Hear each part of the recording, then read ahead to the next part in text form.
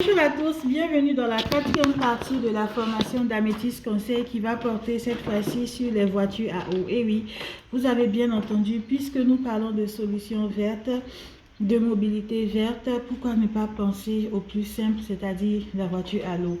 Mais c'est pas maintenant que les constructeurs ou alors que les chercheurs ont commencé à réfléchir à cette question, à cette voiture à eau. Mais il y a un constructeur, il y a un chercheur français qui a développé un prototype qui vise à produire, à fragmenter l'eau en hydrogène, en molécules d'hydrogène et d'oxygène. En fait, c'est un début de moteur à hydrogène, mais le modèle marchait, mais ils ont fait des études, des recherches et ils ont dit que non, que finalement, ils n'allaient pas retenir son modèle. Et il est parti au Brésil et il a dénoncé le lobby de l'industrie pétrolière. Et moi, en développant des solutions vertes, en proposant des solutions vertes qui existent déjà dans le monde et en m'inscrivant dans la génération d'une valeur ajoutée dans mes formations à venir, je ne suis pas en opposition avec le secteur pétrolier ou le secteur des hydrocarbures, parce que ceux qui sont intelligents, comme Shell par exemple, eux, ils ont commencé à développer des solutions vertes en même temps qu'ils proposent du pétrole, du gaz. Ils ont commencé à développer des stations à hydrogène parce qu'ils se sont rendus compte que c'est l'Union européenne qui a fixé ces règles et qu'en 2035, ils ne veulent plus de moteurs, de nouveaux véhicules à moteur thermique. Donc, les constructeurs, même allemands, les constructeurs anglais, ils vont au Chili, ils développent les e-fuels là-bas pour leur moteur thermique. Porsche, Ferrari, ils collaborent avec le Chili qui a développé une grande usine, un grand vaste projet d'e-fuels qui peut servir dans le secteur automobile. Donc, c'est en prévision de 2035. Ce ne sont pas des perspectives à court terme, ce sont des perspectives à long terme. Parce que les e-fuels, par exemple, coûtent plus cher que les voitures à moteur thermique. Et les voitures qui fonctionnent avec les e-fuels, les voitures électriques qui fonctionnent avec les e-fuels coûtent plus cher que les voitures à moteur thermique. Et en plus de ça, les carburants alternatifs comme les e-fuels, la performance est réduite dans le secteur automobile par rapport aux voitures qui fonctionnent avec les énergies conventionnelles. Mais on développe la recherche, les chercheurs développent les technologies pour que ces produits soient plus compétitifs, plus alignés avec un meilleur rapport performance-coût, puissance, coût, etc., autonomie par rapport à d'autres existants. Donc, c'est des perspectives à moyen ou à long terme pour être alignées avec la nouvelle réglementation de l'Union européenne qui vise la transition, la neutralité carbone. Donc, nous voulons avoir une force de proposition pour les startups qui sont engagées dans la recherche et de financement et de solutions énergétiques alignées avec la santé environnement. Excusez-moi, ce sont les aléas du direct. Donc, NanoFlowCell, c'est une start-up du Luxembourg.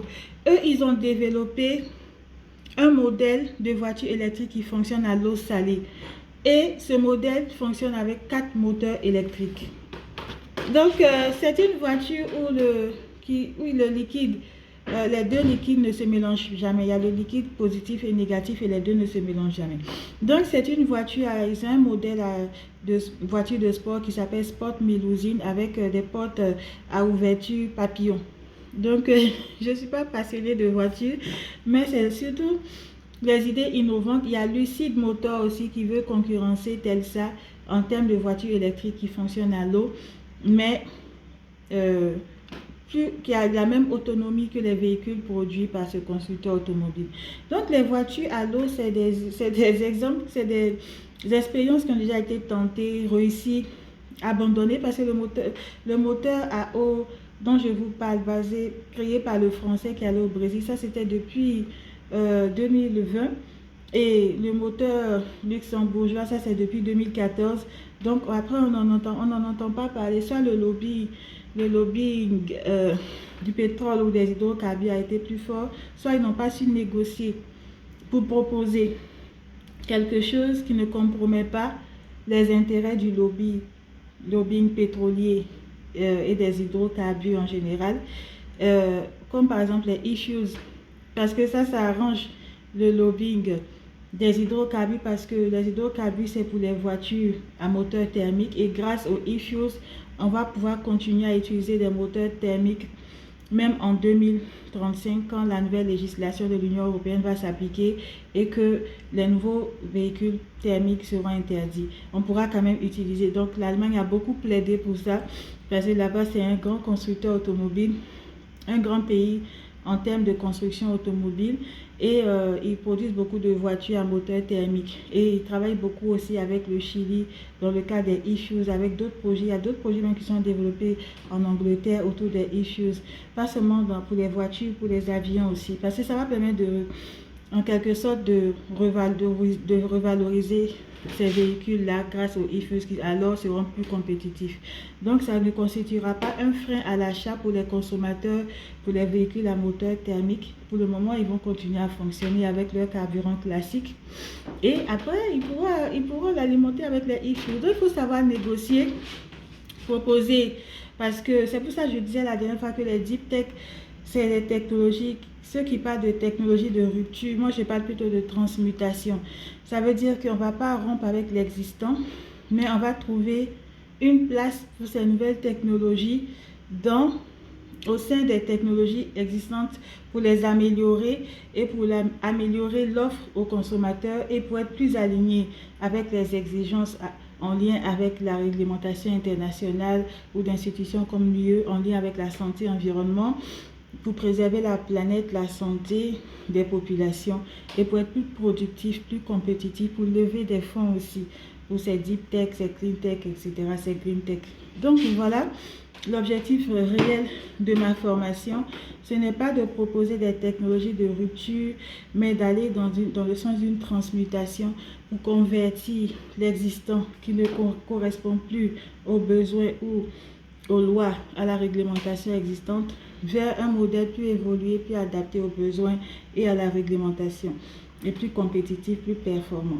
Donc dans la troisième partie d'ailleurs de la formation, nous allons plus parler de la manière dont les acteurs des énergies conventionnelles peuvent se reconvertir à long terme. Je vais parler du charbon, je vais parler du CO2, ceux qui produisent le CO2, comment ils peuvent revaloriser le CO2, parler du nucléaire, beaucoup du nucléaire, parce que c'est une énergie que j'aime beaucoup à cause du plutonium qui a de multiples usages.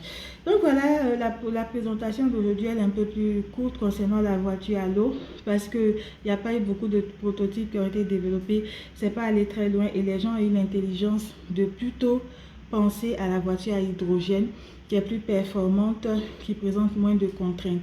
Même si le chercheur français qui s'est rendu au Brésil avec son invention concernant la voiture à l'eau, il faut savoir qu'elle fonctionne à l'eau et à l'alcool. Et au Brésil, ils sont allés plus loin. Eux, ils ont développé donc des voitures qui fonctionnent avec le carburant conventionnel coupé à l'éthanol et même des fusées qui fonctionnent avec des sources d'énergie conventionnelles avec de l'éthanol, qui fonctionne avec de l'éthanol. Et c'est un projet qui va être mis en orbite en 2026. Voilà, merci.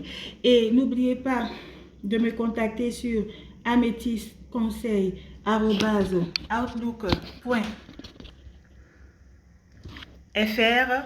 C'est de cette manière que vous pouvez avoir accès directement à la version dématérialisée de la formation, ou alors avoir le coffret qui coûte 100 € où il y a tous les articles que j'ai présentés.